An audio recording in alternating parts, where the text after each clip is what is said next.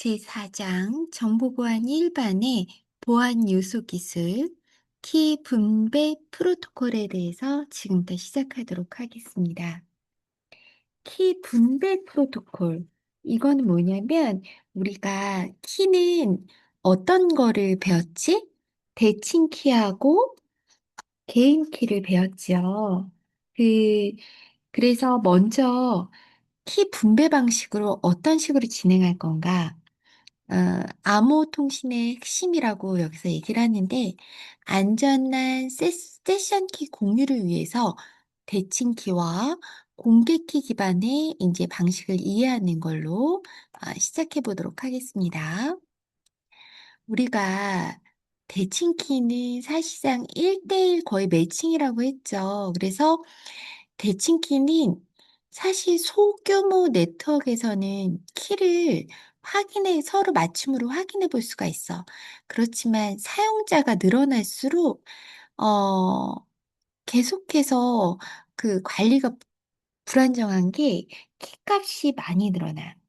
왜냐면 쌍방향 동일한 키를 공유하고 있지만 사용자의 수가 늘어날수록 거기에 필요한 총 키의 수가 2분의 n-1개로 급증하기 때문에 키가 이렇게 많이 필요해. 시간이 지날수록 인원이 적으면은 적게 들어가지만.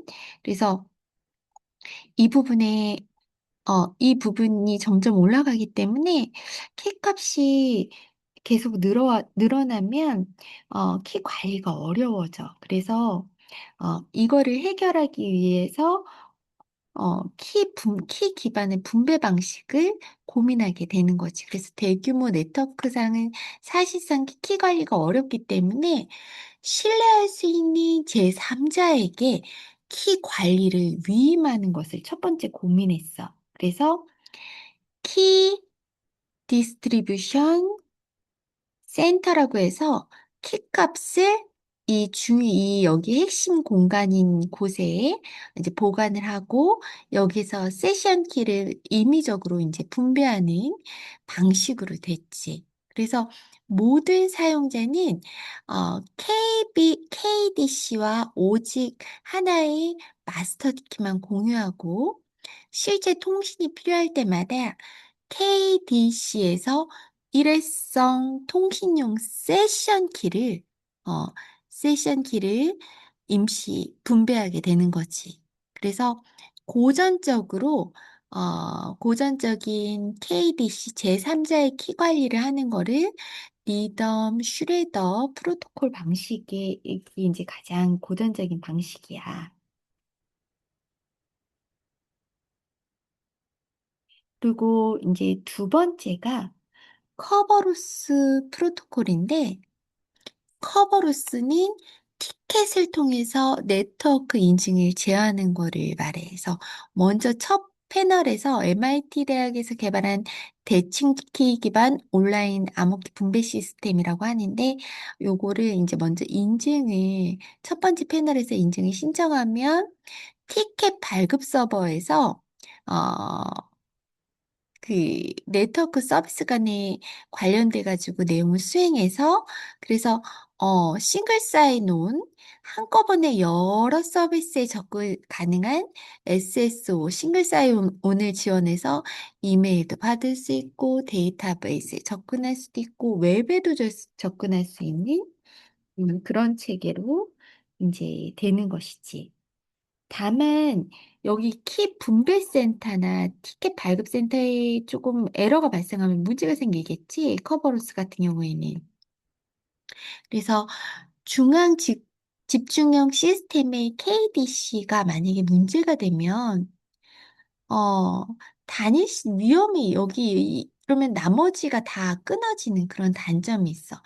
KDC 아키텍처의 가장 치명적인 한계는 중앙 서버에 대한 절대적인 의존성이라는 거지. 그치? 그래서 단위 실패 지점, 싱글 포인트 오브 페일유 해가지고 SPOF, 단위 실패 지점에 대한 문제가 발생할 수 있다. 이것을 여러분들 기억해 두면 될 것 같아.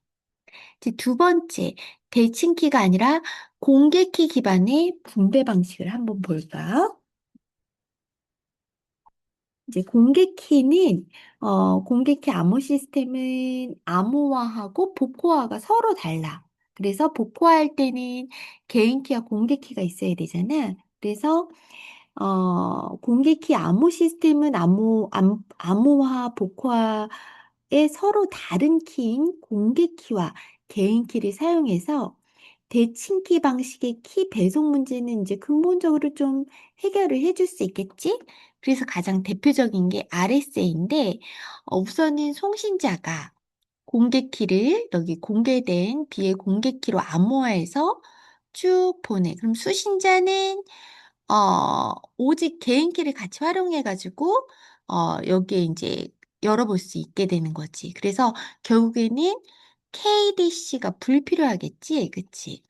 암호화와 복호화에는 서로 다른 키를 사용하는 혁신적인 접근을 했다.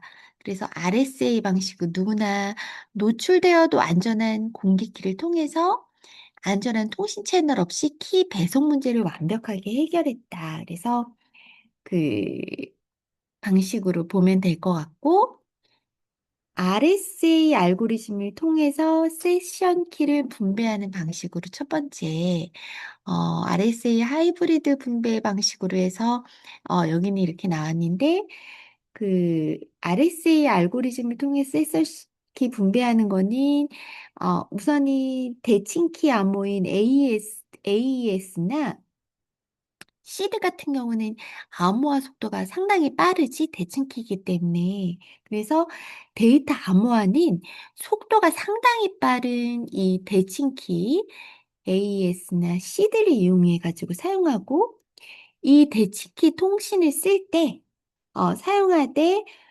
임시 세션 키로 이거를 정의를 하고, 송신자가 이 세션 키를 수신자의 공개 키로, 수신자의 공개 키로 이제 암호화하게 되면, 암호화에 전송하면, 이제 수신자의 공개 키로 이렇게 RSA로 공개 키로 암호화하게 되면, 수신자는 오직 자신의 개인 키만으로 복호화가 되는 방식으로 해가지고, 어, 안전성을 결합한 하이브리드 방식의 암호 시스템의 모태가 된다고 볼 수 있어. 그래서 대용량의 데이터 암호화의 효율성과 키 배송의 안전성을 동시에 목표로 한다. 그래서 먼저 데이터는 속도가 매우 빠른 대칭키를 이용해서 암호화하고 이때 RS의 공개 키를 통해서 임시 세션 키는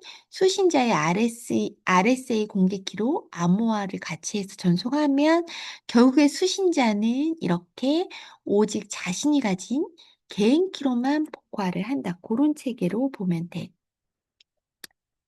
DP 헬먼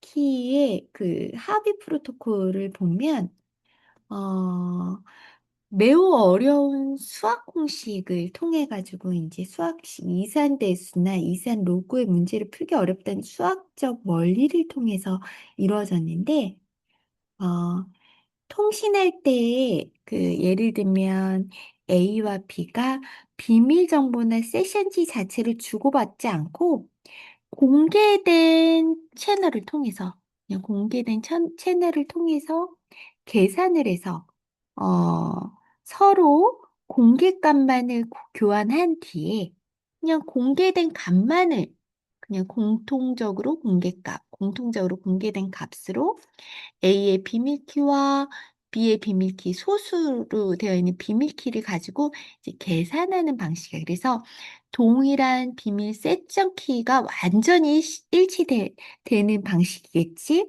그래서 통신의 당사자인 A와 B가 사전에 비밀 정보나 세션 키 자체를 주고받지 않고 공개된 채널을 통해서 서로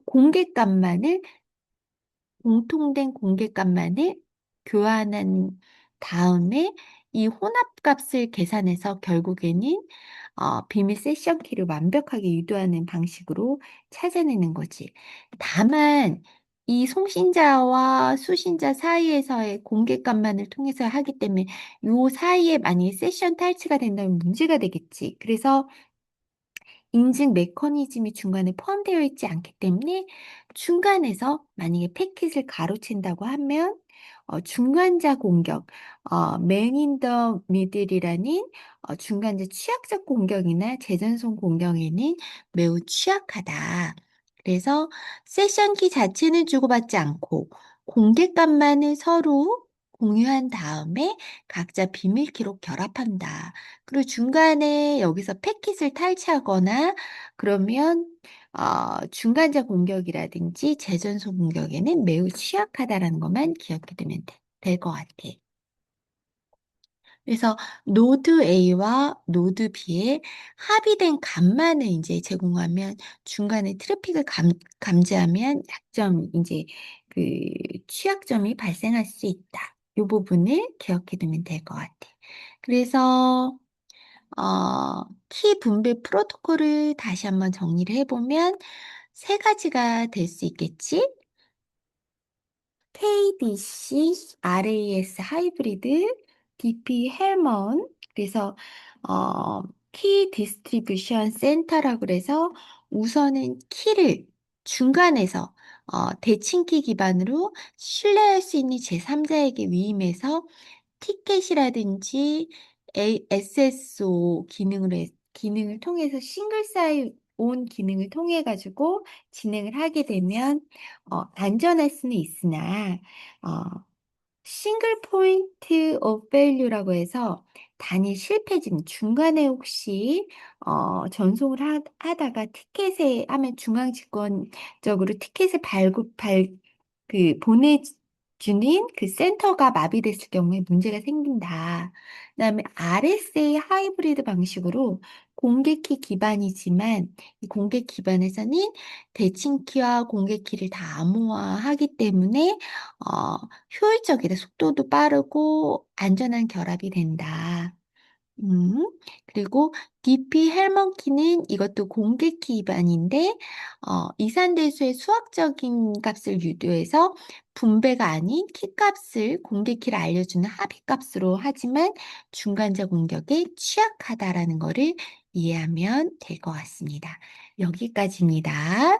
수고하셨습니다.